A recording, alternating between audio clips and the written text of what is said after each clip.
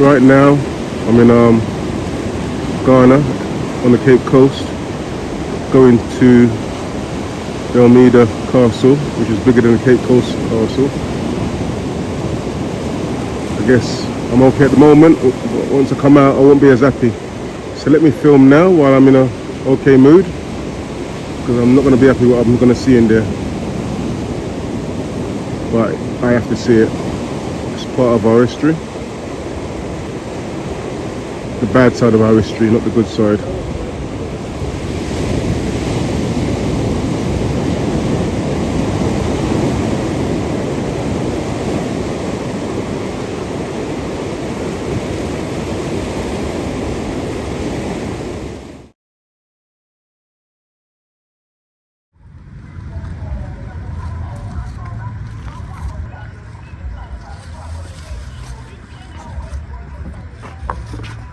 So I'm assuming that would have been full of water. How much is it? 80 cities.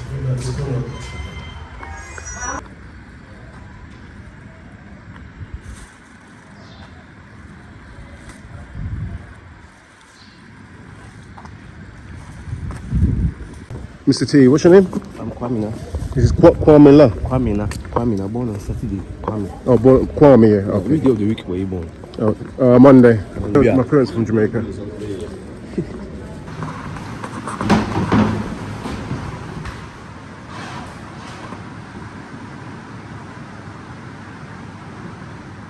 In Ghana, the biggest ethnic group is the Akan. Under the Akan, we have the Fantis, the Ashantis, the Bono people. The language of the Bono is like the Fanti. And the Ashanti speak Twi. We the Fantis, we speak Fanti. I'm a Fanti. So for instance, my name is Kwamina, born on Saturday.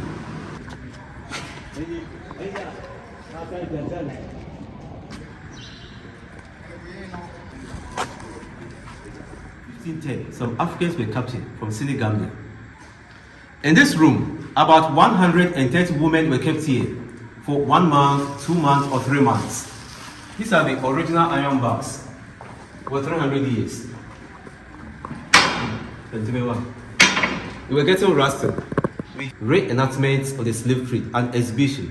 People volunteered to sleep in this room for 1 night. Just experience how our ancestors went through. And because the captives were half naked, those who slept here for the program used this in the wine cloth on the floor, just to cover themselves to demonstrate, with the oil lamps over the source of lights. It was an emotional experience. Looking at the size of the wall, the thickness of the wall, none of the captives escaped over here, none of them. Once you come in, that's the end. Either you survive or you die. 3 out of 10 survived in this castle. Children were not counted as a person.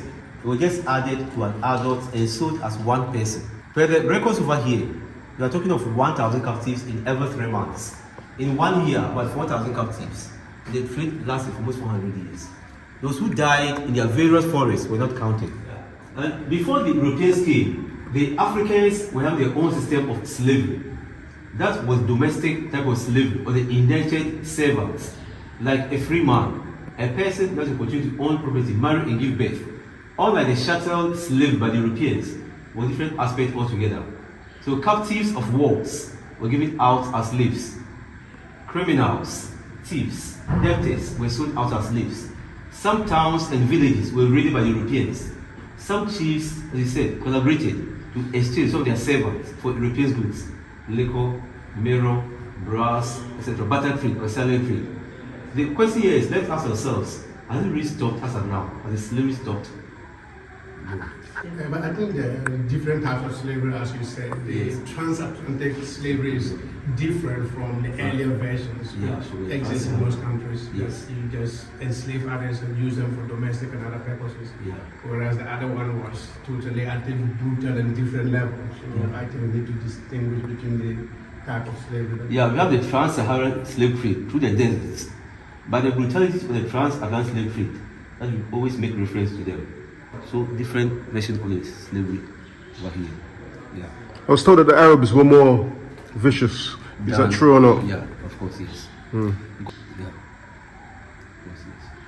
Any other question? In Ghana alone, about 40 to 50 forts and castles were built along the coastal zones from Kite to Azim. 17 of them are still existing. 3 of them are just World Heritage Site. This castle, the fort up there in Cape Coast Castle. There is a similar place in Senegal, the Gore Island. Zanzibar in Tanzania. Fort Jesus in Kenya, Mombasa. Bida Fort in Benin, even 2 in Nigeria. Badagry and Calabar State. With the highest Catholic church in Ghana or Gold Coast is that one. Yeah. In 1625, the Dutch also made second attack in the same direction, in the seaward direction. The Queen succeeded. Now, the Elminas were angry with the Portuguese behavior, the slavery activities. On the 29th of August, 1637, the locals led the Dutch to divide themselves into two. The main attack came from inland. Similar attack also came from the seaward direction. The Portuguese were now in the middle. It took the Dutch 3 days for them to move the Portuguese out of this castle, with the intention that the Dutch would not also engage in slave business. When the Dutch got over here, they realized that slavery was much profitable. They also engaged in the race. Among the Europeans, the Dutch spent longer time over here, 235 years in Elmina. They chose this place as their eternal home. About 7 forts were built, only in Elmina, 7 as networking. We have only 1 fort existing, Fort Santiago. Soldiers were there to protect the castle. Therefore, Douglas, Brutus, Comero.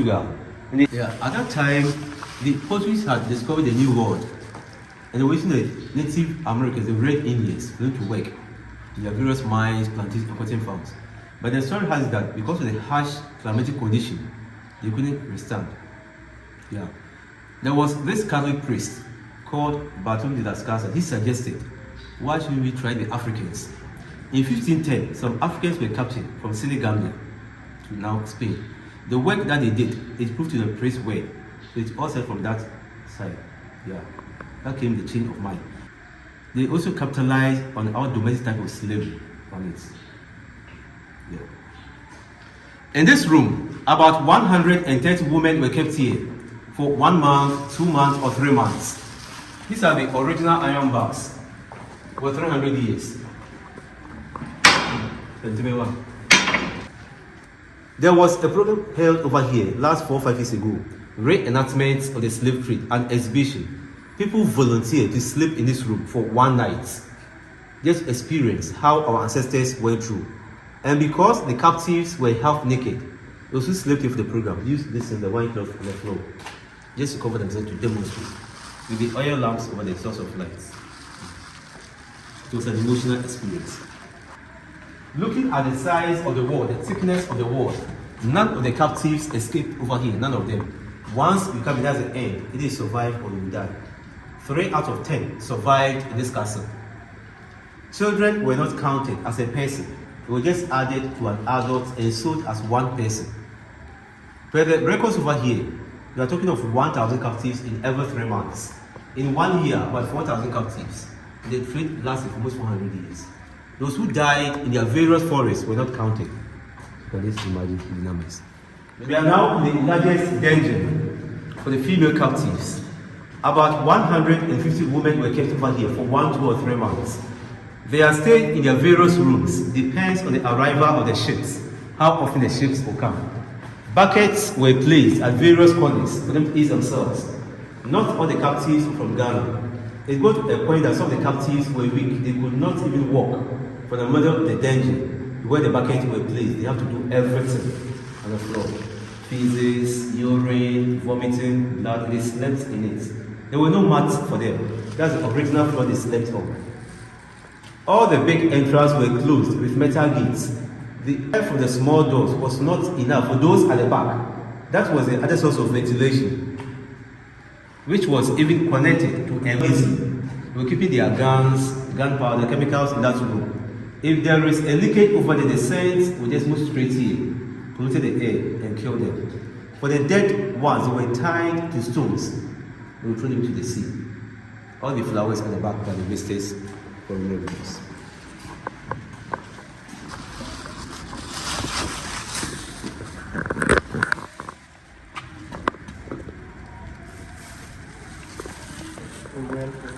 Yeah, reservoir. It covers the whole place over here, all around, very deep. Whenever it rains, water passes through the pipes at the back and gets inside by the Portuguese. When the Dutch came, they had their own reservoir because they were afraid. They thought it had been poisoned. We've done a research, it has not been poisoned. But now it's not safe. In this castle, the Europeans never came along with their families. The coastline of West Africa were termed as a white man's grave. Only men were here. Some of the officers were sexually abusing the women here. The governor would stand at the top, that's the balcony. He would then order the soldiers to open the doors for the women to be assembled here, only few ones. He would look through them and make his choice. The one the governor has selected might have been dead for several months without washing down. We have a place on the way to Kumasi, Asin Manso. The captive from northern part of Ghana, from Selega, Kumasi, Asin Manso, that's where they take their first or last bath before they were brought over here. When the governor selects someone, they have to get water from this well. She wash down in the middle of the courtyard before she'll be able to pass through that side to the governor's bedroom. We go there. When the ships had arrived, some of the women were likely seen to be pregnant. They were separated. Houses were built in the town for the pregnant ones. After some time, the children were brought back to the castle to be educated as the new officers. And that was the beginning of the formal education over here from 1529. Their mothers, we call them lucky ones. Why? They remain here as cooks, not as captives anymore. In 1637, some of the Dutch officers moved to the town. They customarily married the women over there and they had children with them. Along the coastal areas, you have so many Europeans names over here. Van Dyke, Van der Poy, De Heer, Viella, Duncan, so many names. De Graaf Johnson? Yeah, De Graaf, so you want to see Smith. Yeah. So the mothers, because they were lucky ones, they had some privilege.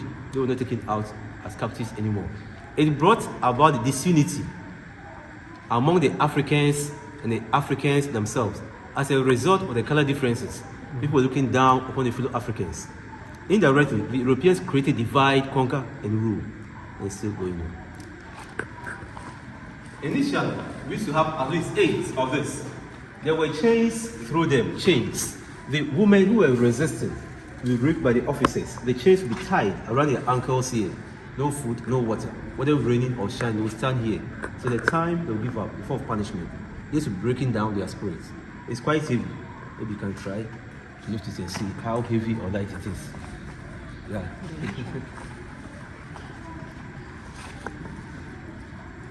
Oh, it's heavy. Oh my gosh, I can't. Yeah. It's quite heavy.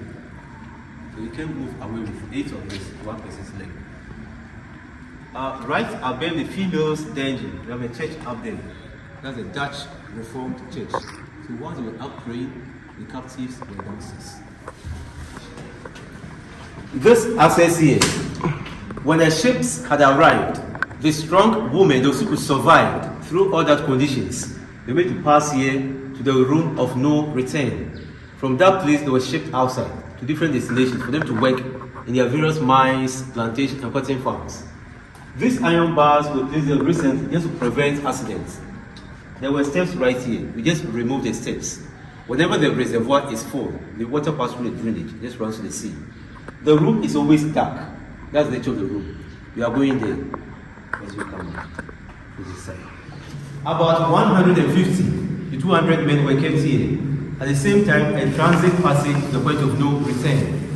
The room at the back, it was a stored room for the branded equipment.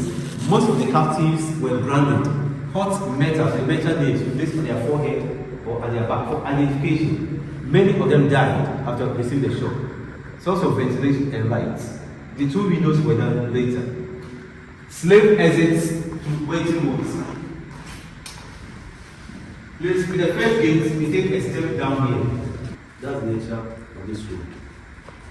Over here, just a few seconds silence in this room.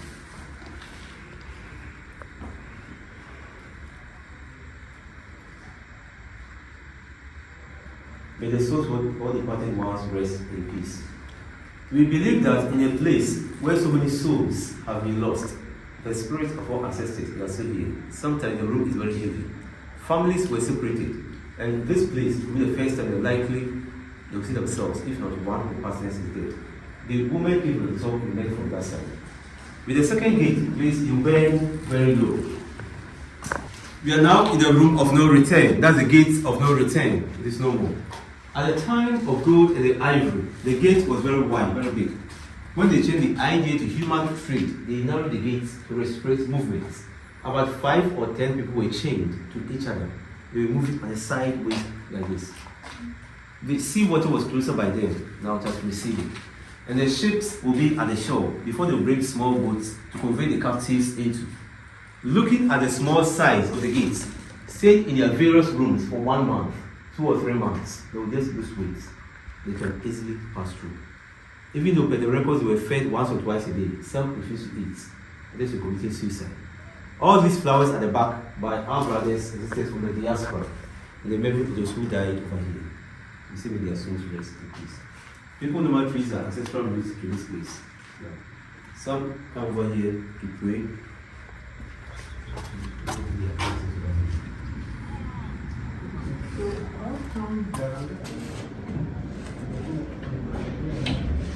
Because the Dutch deceived the locals with the intention that they would not also engage in slave business, but they did. One of the Dutch governors, Governor Hodgenbroek, was murdered in the town. Therefore, the soldiers were restricted about their movements. Those who went out without permission beyond their territory were detained in this room. Others were fighting among themselves. They were kept quiet to be disciplined. Few hours they were released. None of the soldiers died over here. Punishment for their own soldiers. That's what the room is in the world was making in 2 rooms. These are our examples. You see the difference. Condemned cell, condemned. For the difficult male captives, those who tried to escape, and the freedom fighters or the rebellious ones, they were kept over here, they were starved to death, no food, no water. None of the captives came here and went back alive. That's why on the symbol outside the skull, the crossbones, it's already somebody Dutch. These are just peepholes to see whether those here are dead or not. You can get a copy as a souvenir to educate our people in diverse ways. And you have the flash drive, the history. The pen drive, the history. That's it. The one the governor has selected, the chosen one, will come up from here to the governor's bedroom. So this is the governor's bedroom. Yeah, this is behind the steps. Yeah. The wooden steps have been changed, but the format is the same. We are going to the governor's room. The governor's bedroom. With 2 living rooms, only for 1 person. 2 living rooms. So is it the governor of the council of the whole country? Okay, like an ambassador, representing the province of the home country. Meanwhile, you have the British governor of Cape Coast Castle. Oh, so he never came here. He came in at the time slavery has been abolished in 1872. They swapped, that swapped with the English. They went for land in Sumatra, Indonesia, and the English occupied this place. So at one point, the British were occupying this place at St. Cape Coast Castle. So there was one governor in charge of this castle, the Cape Coast Castle. Yeah. But we don't have one governor for the whole country. There were a series of governors. Yes. But later, when the Dutch left, the British were the only European state to stay over here. That's why Ghana was being colonized by the British. But they were the only European state. We have one governor. At the time, the British were here and the Dutch had left. That's the washroom. An exit for him to run away. If there is any attack for him, he just pass it and run to the sea. There will be a boat waiting for him. They were all fighting among themselves over territories.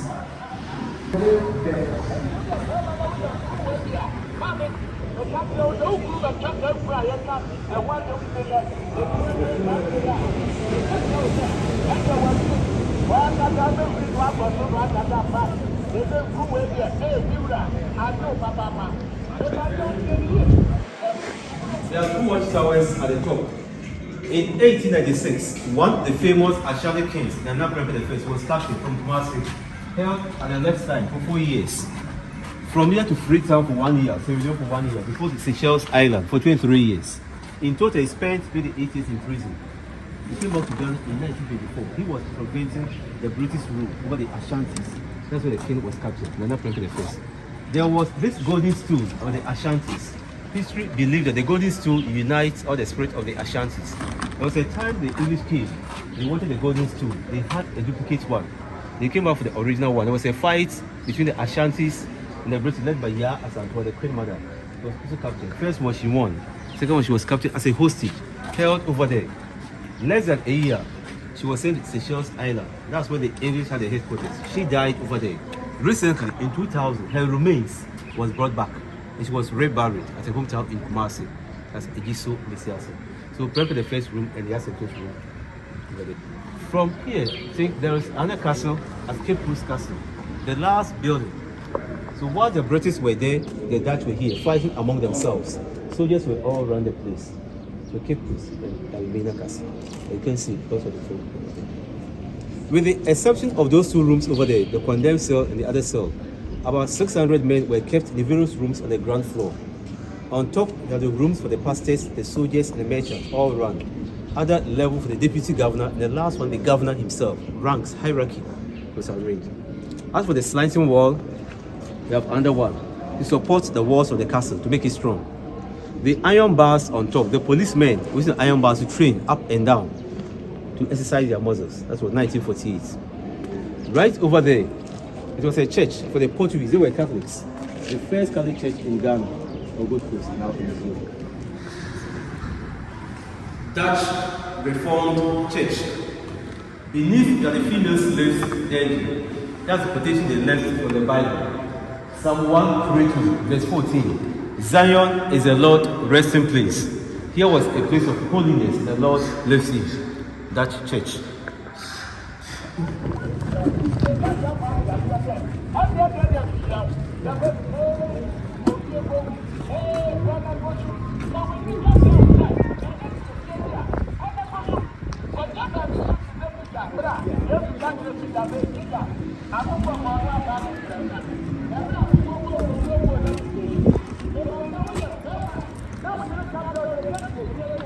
A square diagram in front of the castle. A square diagram. It was 7 as a sun clock, sundial. They will put a pole in the middle, a stick in the middle. The shadow of the stick will indicate time. So that's the cardinal point, compass. All the moats below were filled with seawater. The bridge over there, initially it can be lifted. If there is any attack, they will just lift the bridge to prevent easy access to the castle. They'll just raise the bridge. That's the only way to this place. For security reasons. The original guns and the cannons brought by the Portuguese for fighting. The Dutch because the Dutch defeated the Portuguese from England. When they came, they changed the direction of the guns to face the town. With a similar attack, they could easily fire. That's what those guns are pointing to the town. The white building on the hill, Fort Santiago, or Kuras Fort. Only soldiers were there to protect the castle, built by the Dutch in 1665. In the town, the Europeans had some buildings for the pregnant women. The stone house right there, the brown one. Yes, one of the buildings for the pregnant women. We have so many buildings of such nature. It has modified to guest house. Catholics now school aside from that place. Our Lady of Apostles.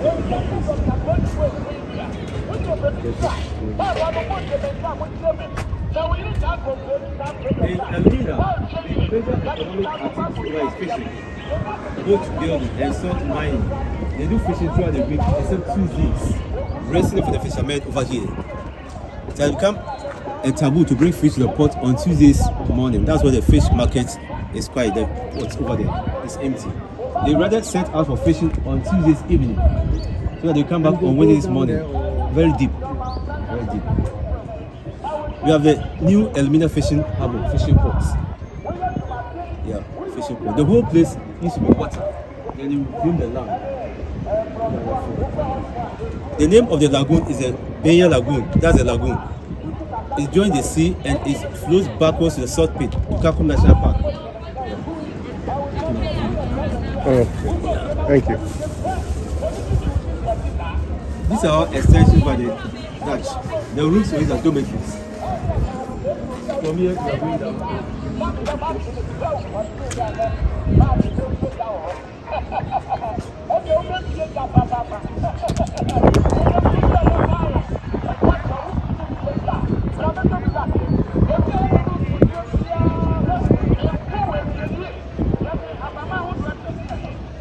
Thank you.